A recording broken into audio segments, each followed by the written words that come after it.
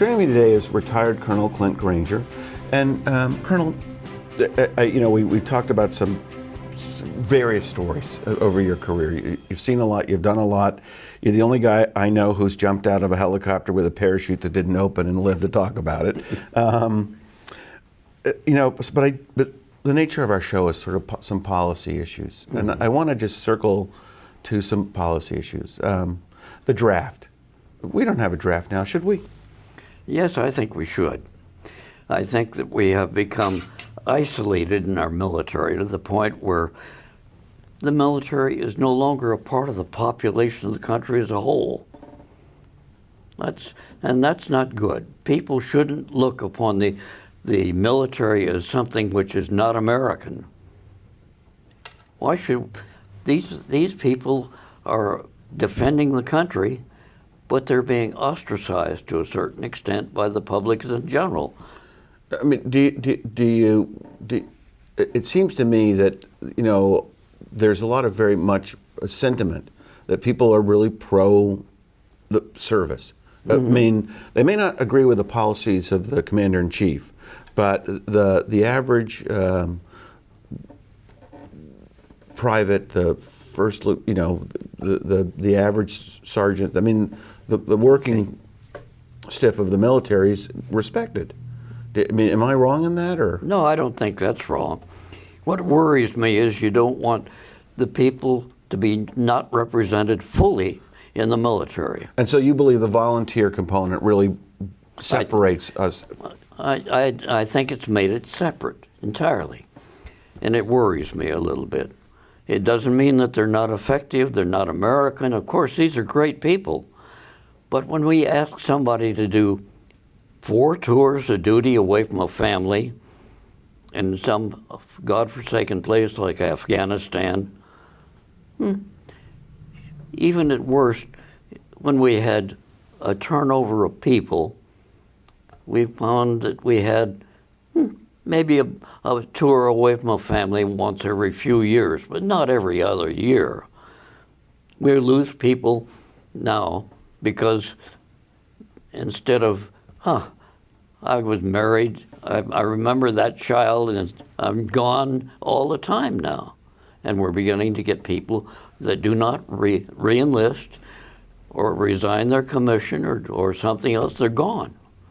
So I don't think it's healthy. And you think that the draft would probably It would spread the wealth. It would make turnover a far more reasonable thing to do. And I think it's every American's responsibility to share whatever and however he can, and she can. Now, speaking of she, do you think women should be in a combat role? Oh, that's a tough one. I would have said yes and no, but mostly no a long time ago.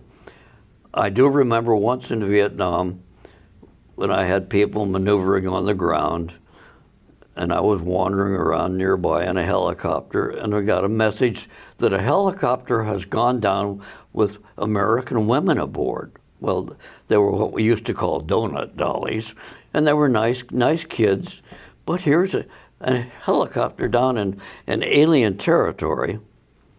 Radioed the nearest company, get them out. Okay. Then I looked down. Boy, they had taken this world quite seriously. Here's a whole rifle company on the dead run, spread out, properly distanced from each other, but the whole company running to save these poor four girls on the ground, which they did. But how does that add to your sort of thinking about? Well, that made me think that, wouldn't that be disconcerting to have women in combat? But I have had a long time to think about it further. And 5 daughters, of course, helps you think about things like that. I'm sure they have opinions. They do. They always do. But women in combat, well, I think the world's a little different. Can you imagine a woman in combat in World War II? Hardly. Not at all. You had rare people in partisan forces and so on, other than the Russians where they had a lot of them. But essentially, we didn't think of women as warriors, and they are. Don't misunderstand that. We have a 4-star woman general, and she does a magnificent job. We have women now flying fighters and helicopters, and they're doing very well. So it'd be fair to say Things have changed. Things have changed. The world has changed. The society of the United States has changed to give women more flexibility.